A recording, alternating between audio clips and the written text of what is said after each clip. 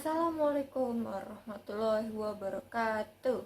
Salam sehat semuanya. Perkenalkan, nama saya Media Marwanda Revitasari. Saya mahasiswi semester 6 di Fakultas Psikologi Untak Samarinda. Dan saya akan menjelaskan tentang Human Machine Interaction, Human Error, dan Safety. Adapun tujuan pembuatan video ini adalah untuk memenuhi tugas di mata kuliah ergonomika. Oke.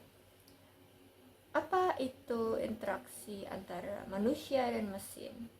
Hal ini merujuk pada cara manusia untuk berinteraksi dengan mesin atau teknologi. Hal ini melibatkan antarmuka dan sistem yang dirancang untuk memungkinkan pengguna berkomunikasi, beroperasi, dan bekerja dengan perangkat atau sistem tersebut. Nah, human error. Apa itu human error? Adapun human error itu merujuk pada kesalahan atau kegagalan yang terjadi ketika individu berinteraksi dengan mesin ataupun teknologi. Faktor-faktor seperti kurangnya pemahaman, kelelahan, atau distraksi dapat menyebabkan kesalahan ini. Oke, berbicara tentang safety.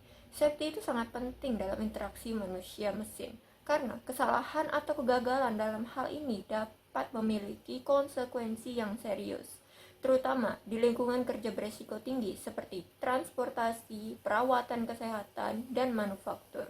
Desain antarmuka dan sistem dengan keamanan sebagai prioritas melibatkan mengidentifikasi resiko potensial, menerapkan tindakan pencegahan, menyediakan instruksi yang jelas, dan memastikan bahwa pengguna memiliki pelatihan yang cukup untuk menggunakan teknologi dengan aman.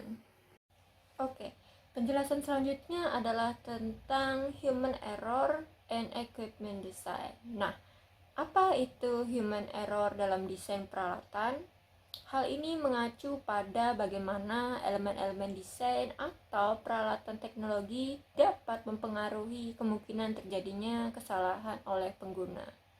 Desain yang buruk atau tidak sesuai dengan kebutuhan pengguna dapat meningkatkan resiko kesalahan manusia. Misalnya, jika sebuah tombol atau kontrol penting ditempatkan di lokasi yang sulit dijangkau atau sulit dibedakan dari tombol lainnya, pengguna mungkin secara tidak sengaja melakukan operasi yang salah. Desain yang tidak intuitif atau kompleks juga dapat meningkatkan kemungkinan kesalahan. Sebaliknya, desain yang mempertimbangkan kemampuan dan kebutuhan pengguna dapat mengurangi resiko human error.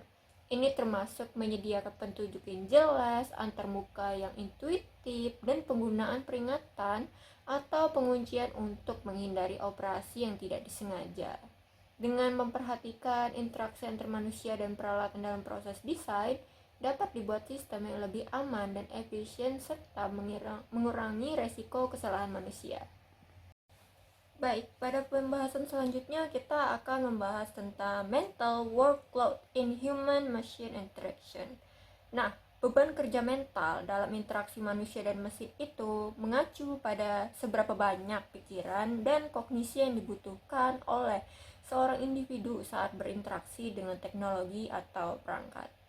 Ini bisa dipengaruhi oleh kompleksitas tugas, desain antarmuka, dan pengalaman pengguna.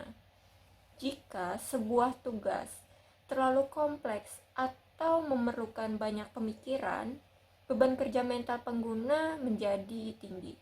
Ini dapat menyebabkan kelelahan mental, penurunan kerja, kesalahan, bahkan burnout. Nah, desain antarmuka yang efisien dan intuitif dapat mengurangi beban kerja mental dengan menyederhanakan tugas, menyediakan panduan yang jelas, dan memfasilitasi navigasi yang mudah. Penggunaan teknologi seperti sistem otomatisasi atau pemberian umpan balik yang tepat juga dapat mengelola beban kerja mental. Memahami dan memperhatikan beban kerja mental dalam desain interaksi manusia dan mesin penting untuk menciptakan pengalaman pengguna yang lebih baik, meningkatkan kinerja, dan mengurangi resiko kesalahan. Adapun yang akan kita bahas setelahnya adalah psychological aspect of human error. Nah, aspek psikologis dari kesalahan manusia ini merujuk pada faktor-faktor psikologis yang mempengaruhi kemungkinan terjadinya human error oleh individu. Beberapa aspek psikologis yang relevan termasuk pertama, pemahaman. Tingkat pemahaman seseorang terhadap tugas atau instruksi yang diberikan dapat mempengaruhi kemampuan mereka untuk melakukan tugas dengan benar. Misalnya, kurangnya pemahaman tentang prosedur kerja atau instruksi yang ambigu dapat menyebabkan kesalahan. Lalu poin kedua ada perhatian dan konsentrasi. Tingkat konsentrasi dan fokus seseorang terhadap tugas yang sedang dilakukan dapat mempengaruhi kemampuan mereka untuk menghindari kesalahan. Gangguan eksternal seperti kebisingan, distraksi dapat mengganggu konsentrasi dan meningkatkan human error. Selanjutnya ada stres dan kelelahan. Kedua hal ini dapat mempengaruhi kemampuan seseorang untuk berpikir jernih dan membuat keputusan yang tepat. Tingkat stres yang tinggi, kelelahan yang berkepanjangan pun juga dapat meningkatkan human error. Lalu faktor motivasi.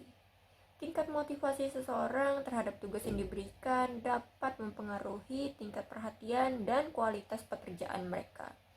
Kurangnya motivasi atau kurangnya minat terhadap tugas tertentu dapat meningkatkan resiko human error. Nah, memahami aspek dari kesalahan manusia penting dalam merancang sistem dan lingkungan kerja yang dapat mengurangi resiko kesalahan. Ini dapat melibatkan penyediaan pelatihan yang tepat, menciptakan lingkungan kerja yang mendukung konsentrasi dan kesejahteraan mental, serta memastikan instruksi dan prosedur kerja jelas dan mudah dipahami. Oke. Sekarang adalah penjelasan mengenai characterizing human-machine interaction. Menggambarkan interaksi manusia-mesin, melibatkan pemahaman tentang bagaimana interaksi tersebut terjadi dan bagaimana dinamika antara manusia dan mesin mempengaruhi kinerja dan pengalaman pengguna. Beberapa aspek yang penting untuk diperhatikan dalam menggambarkan interaksi manusia-mesin meliputi pertama, antarmuka. Desain antarmuka antara manusia dan mesin sangat mempengaruhi keterlibatan pengguna dan efektivitas interaksi. Ini termasuk elemen-elemen seperti layout, warna, dan ukuran tombol, serta kejelasan pesan dan umpan balik yang diberikan kepada pengguna. Kedua, keterlibatan pengguna. Tingkat keterlibatan dan interaksi pengguna dengan mesin dapat beragam, mulai dari tugas yang sederhana hingga interaksi yang kompleks. Memahami seberapa aktif pengguna terlibat dalam interaksi dapat membantu dalam merancang sistem yang sesuai dengan kebutuhan potensi mereka. Lalu ada respon sistem. Bagaimana mesin atau sistem respon input dari pengguna juga merupakan aspek penting dari interaksi manusia dan mesin. Respon sistem yang cepat dan sesuai dapat meningkatkan efisiensi dan pengalaman pengguna secara keseluruhan. Lalu ada konteks penggunaan. Konteks di mana interaksi manusia-mesin terjadi juga perlu dipertimbangkan. Faktor-faktor seperti lingkungan fisik, waktu, dan kondisi psikologis pengguna dapat mempengaruhi cara mereka berinteraksi dengan mesin. Nah, dengan memahami interaksi manusia dan mesin, kita dapat merancang sistem yang lebih intuitif, efisien, dan sesuai dengan kebutuhan pengguna. Ini dapat meningkatkan produktivitas, mengurangi human error, dan meningkatkan kepuasan pengguna secara keseluruhan. Oke. Penjelasan selanjutnya ada mengenai tentang GOMS. G stand for goals, O stand for operation, M stand for methods, dan S stand for selection rules. Nah, GOMS ini merupakan singkatan dari tujuan, operator, metode, dan aturan pemilihan. Kita akan menjelaskan satu persatu, dimulai dari tujuan. Tujuan mengacu pada tujuan atau hasil yang ingin dicapai oleh pengguna saat menggunakan sistem. Misalnya, tujuan pengguna mungkin mencakup menyelesaikan tugas tertentu atau mencapai hasil spesifik. Lalu ada operator. Operator ini adalah tindakan-tindakan dasar yang dilakukan oleh pengguna untuk mencapai tujuan mereka.